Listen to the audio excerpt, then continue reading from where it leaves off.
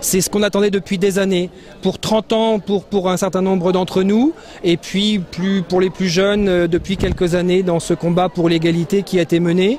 C'est vous dire aussi que y a plein de jeunes chez nous qui ne comprenaient pas pourquoi tant de haine, tant de propos déplacés, tant de propos qui les renvoyaient à ce que nous savions dans les propos homophobes, c'est-à-dire des gens contre nature, des gens qui ne sont pas dignes de se marier, qui ne sont pas dignes d'aimer, qui ne sont pas dignes d'avoir des enfants. Mais nous savions, plus âgés, que de toute façon les familles homoparentales existent. C'est simplement un texte pour permettre à ces enfants d'avoir véritablement un cadre juridique.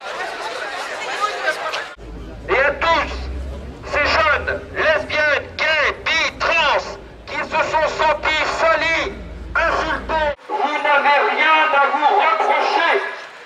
Nous le disons.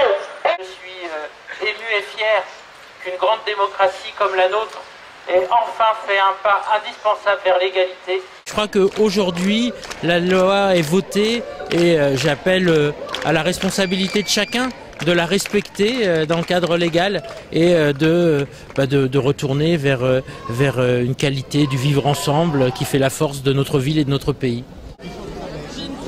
Et à vous tous d'être présents ici sur ce parvis. Si un jour j'ai des enfants, je pourrai les protéger comme n'importe quel autre citoyen. Mes enfants pourront être protégés comme n'importe quel autre enfant de la nation française. Voilà ce que ça change. Oui, c'est un soulagement. Oui, clairement oui. Là, cet après-midi, j'ai poussé un cri de joie, j'ai eu des larmes.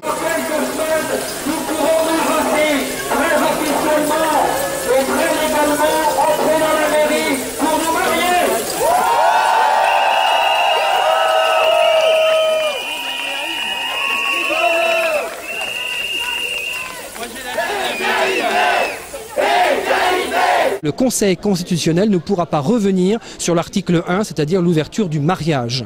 Ça, c'est très clair puisqu'il l'avait déjà dit dans une dernière question de constitutionnalité, donc préalable de constitutionnalité. Donc véritablement, ça, on sait qu'il n'y touchera pas. Après, la question d'adoption, nous verrons, mais nous sommes très sereins sur cette question-là.